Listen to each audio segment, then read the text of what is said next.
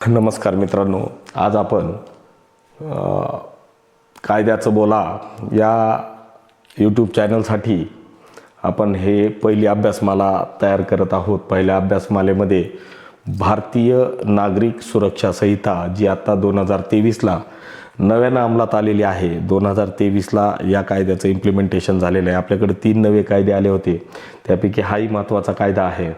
आणि आपल्याला यापुढं शुद्ध मराठीमध्ये म्हणजे आपल्या मायबोली मराठीमध्ये अभिजात भाषेचा जो आपल्याला आत्ताच दर्जा भेटला, त्या अभिजात भाषेच्या दर्जामध्ये आपण हे सर्व नागरिक संहितेचे प्रत्येक कलमानिशी आपण एक व्हिडिओ तयार केलेला आहे आणि आपण तयार करणार आहोत. हा सगळा अभ्यासासाठी, आपल्यासाठी आणि आपल्या अभ्यासासाठी चाललेला उठाठेव आहे. आपल्या मराठी माणसाला एक कलम समजून सांगण्यासाठी प्रयत्न आहे.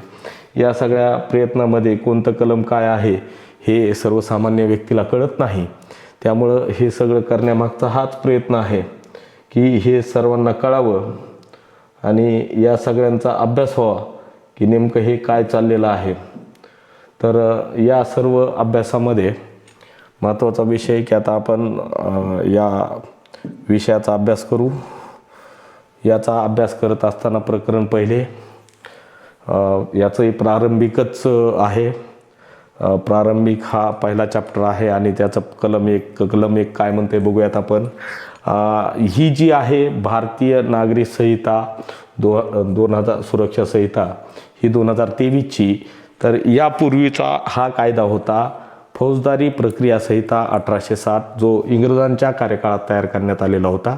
आणि इंग्रजांच्या कार्यकाळात तयार केलेल्या त्या कायद्याला आपण 2023पर्यंत वापरत होतो. 2023ला मागच्या या सरकारने हा नवीन कायदा अंमलात आणला आणि त्याच्यासुद्धा कलम 1मध्ये संक्षिप्त नाव, व्याप्ती आणि प्रारंभ, ज्याच्या कलम 1मध्ये अधिनियमास भारतीय नागरिक सुरक्षा संहिता 2023 असे म्हणावे अशी जी व्याख्या दिलेली आहे. जुन्या कायद्यातही तसंच होतं, संक्षिप्त नाव, विस्तार आणि त्याचं प्रारंभ. जुन्या ॲक्टला फक्त आपण एक माहितीस्तव सोबत ठेवलेला आहे. याचा फार वापर होणार नाही, अजून काही दिवस चालू आहे. म्हणजे दोन्ही ॲक्ट सोबत जुने प्रकरणं जोपर्यंत संपणार नाही तोपर्यंत तो काही कायदा संपणार नाही. त्यामुळे ते आणि हे असं दोन्ही सध्या सायमल्टेनियसली चालू आहे. कलम 1.2 काय म्हणतोय, आपण काय म्हणतोय कलम, तर ते अभ्यासू. कलम 1.2 भारतीय नागरिक सुरक्षा संहिता 2023चा काय म्हणतोय. 1.2 या संहितेतील प्रकरणे 9, 11 व 12 यांच्याशी संबंधित असलेल्या अन्य अशा तरतुदी. मग आता त्याच्यामध्ये त्यानं काय म्हणलं आहे, नागालँड राज्याला, जनजाती क्षेत्रांना. आता ही 1.2ची व्याप्ती दिली आहे त्यांनी. त्याच्यामध्ये फौजदारी संहितेमध्ये सुद्धा सेम होतं, कायद्याचे नाव आणि व्याप्तीच होती.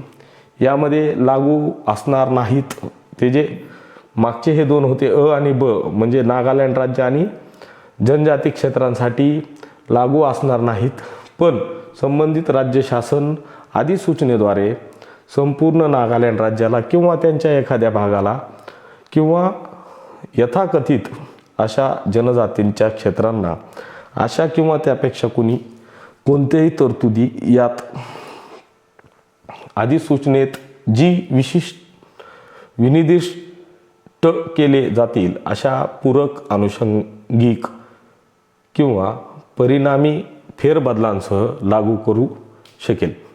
असं सेम होतं. त्यांनी सुद्धा कायद्याचे नाव आणि व्याप्ती त्या ह्याच्यात दिली होती. आता याचं स्पष्टीकरण दिलं आहे त्यांनी.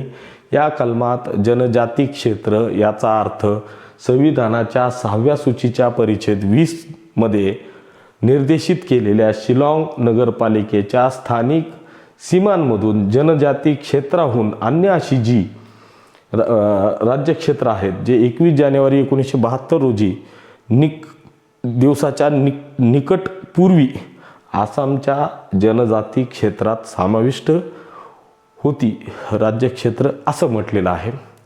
यामध्ये हा कलम 1.2 इथं संपलेला आहे.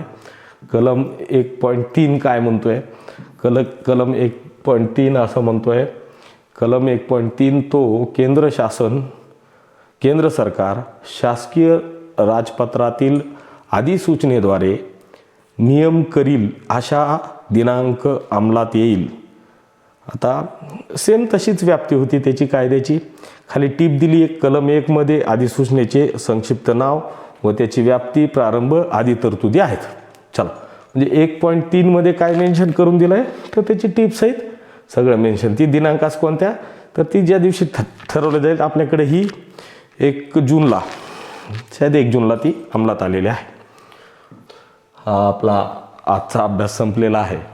आणि शेवट तुम्हाला हा व्हिडिओ कसा वाटला हे नक्की कळवा. तुम्हाला या व्हिडिओच्या प्रत्येकीतून पुढच्या कलमानिशी या सर्व गोष्टींचा अभ्यास, त्याचा केस लॉ हा सविस्तर आपल्याला पाहायला मिळेल. तर या अभ्यासाकरिता असंख्य कष्ट घ्यावं लागतं. माझी सर्व विद्यार्थी मित्रांना विनंती आहे की आपण या चॅनलला सबस्क्राईब करा आणि बेल आयकॉन आवर्जून दाबा, म्हणजे जेणेकरून मी असे या